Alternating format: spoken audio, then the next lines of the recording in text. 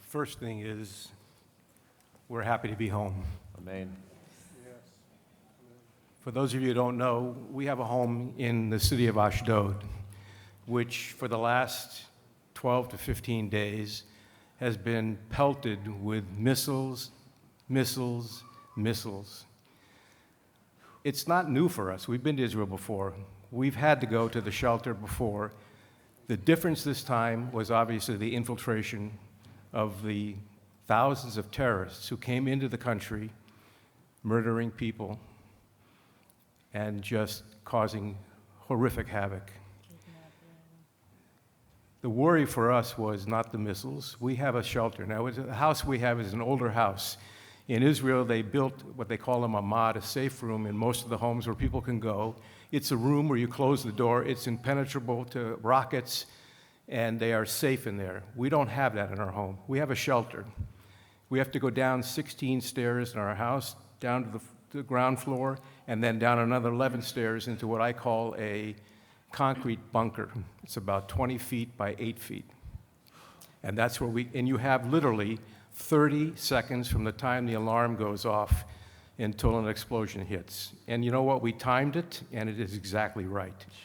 Michal put on her phone an app that actually told you and gave you warning when the rocket was coming and where it was going to hit. Ashdod is divided up into all kinds of areas, and it would tell us exactly where.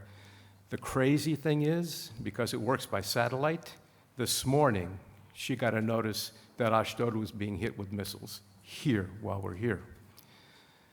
This was the reason we did Birkat HaGomel today is, well, it's a lot of reasons, but her family is there. One of the things, we were supposed to be going a week ago Friday to her kibbutz, the kibbutz that Michal lived on before she came here to the States. She grew up with a bunch of friends she went to high school with. They all went to the army together, and from the army, many of them went to this kibbutz. And every time we go to visit her best friend and all of her friends on the kibbutz. The Friday night, Simchat Torah, we were supposed to go to the kibbutz. It's only because her friend called and said, I have to work.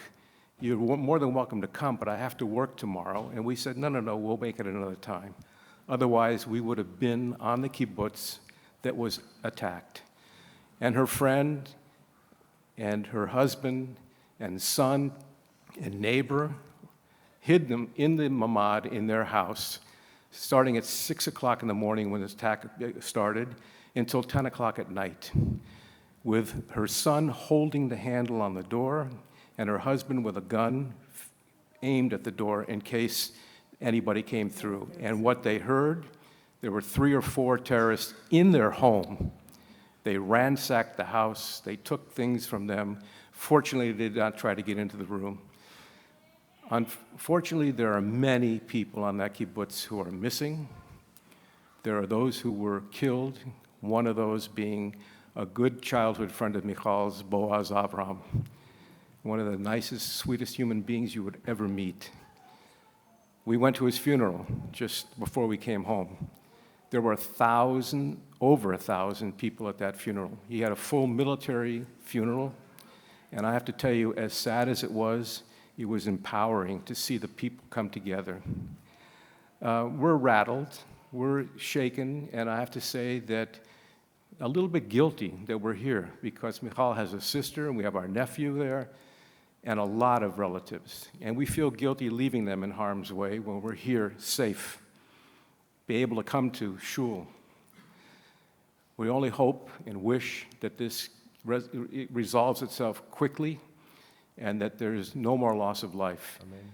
The things that we saw and the things that we witnessed are burned in our head. We will never forget it. And honestly, we can't wait to get back. We hope that this all gets taken care of sooner than later so that we can return back and visit one of the most beautiful places in the world. Am Yisrael Chai. I think it's time for us to say a prayer for the state of Israel, and I'm going to ask Michal to do it be'ivrit first. I just want to say the names of the soldiers. Please. And then we'll do it together.